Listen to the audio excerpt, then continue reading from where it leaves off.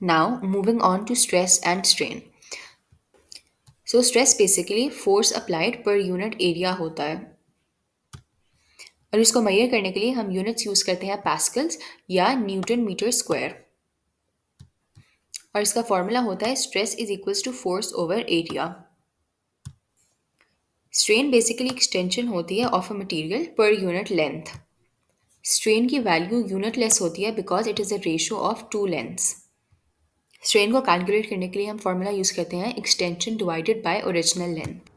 सो basically जो ratio है ऑफ स्ट्रेस टू स्ट्रेन वो कांस्टेंट होता है किसी भी गिवन मटेरियल का, प्रोवाइडेड कि जो उसकी एक्सटर्नल अप्लाइड फोर्स हो वो बहुत बड़ी ना हो।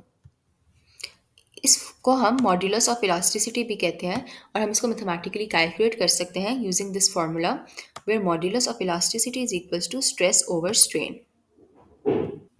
इसके यूनिट्स होते हैं न्यूटन पर मीटर स्क्वायर या पास्कल्स। सो फॉर एग्जांपल अगर लीनियर डिफॉर्मेशन हो रही है तो जो ratio of stress to strain है उसको हम यंग्स मॉड्यूलस कहते हैं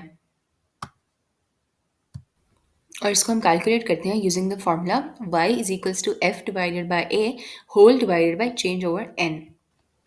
सो फॉर एग्जांपल अगर एक थ्री डायमेंशनल डिफॉर्मेशन हो रही है तो उसमें हम ऑब्जेक्ट का वॉल्यूम भी इन्वॉल्व करेंगे। तो जो रेशियो ऑफ अप्लाइड स्ट्रेस है टू द वॉल्यूमेट्रिक स्ट्रेन उसको हम बल्क मॉड्यूलस कहेंगे और इसको हम कैलकुलेट करेंगे using the formula k is equals to F divided by A whole divided by change in v divided by v। इस formula में जो चेंज इन v है वो है change in the original volume. So for example अगर हमारे पास एक सिचुएशन में shear स्ट्रेस और shear स्ट्रेन हो तो जो हमारी रेशियो होगी ऑफ स्ट्रेस टू स्ट्रेन उसको हम कहेंगे shear modulus. So stress strain graphs basically हमें डिफरेंट स्टेजेस दिखाते हैं in the extension of a material that is experiencing stress.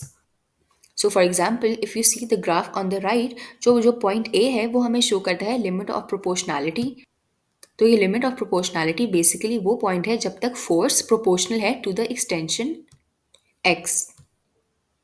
So origin से लेके पॉइंट ए तक the graph is obeying Hooke's law और जो ग्राफ स्ट्रेट लाइन है उसका ग्रेडियंट हमें बेसिकली यंग्स मॉड्यूलस देता है।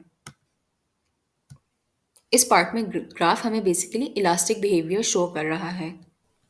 तो पॉइंट बी पे बेसिकली हमारी ग्राफ की इलास्टिक लिमिट रीच हो जाती है विच मीन्स कि बस यहाँ तक हमारी वायर इलास्टिकली स्ट्रेच कर सकती है।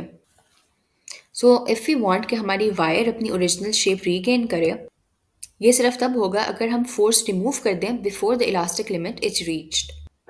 सो बिकॉज अंटिल दिस पॉइंट जो भी वर्क डन हुआ है in stretching the wire it can be regained completely. So point B के बाद प्लास्टिक डिफॉर्मेशन स्टार्ट हो जाती है और यहाँ पे वायर एक्सटेंड करती है नॉन इलास्टिकली। तो एट पॉइंट सी अगर हम अपनी फोर्स रिमूव भी कर दें वायर अपनी ओरिजिनल शेप रीगेन नहीं कर सकती। जो लास्ट पॉइंट है पॉइंट डी वो बेसिकली शो करता है फ्रैक्चर पॉइंट या ब्रेकिंग पॉइंट जिस पे हमारा ऑब्जेक्ट ब्रेक हो जाता है। जो ग्रेडियंट ऑफ द है फोर्स डिवाइडेड बाय एरिया वो हमें स्ट्रेस ऑफ द मटेरियल देता है और जो एरिया अंडर द ग्राफ है वो हमें वर्क डन या एनर्जी स्टोर बताता है। इसमें वी कैन ऑल्सो सी कि जो हमारी ब्रेकिंग फोर्स है और जो मैक्सिमम लोड है जो वो वायर बेयर कर सकती है वो डायरेक्टली प्रोपोर्शनल है to the cross sectional area of the wire.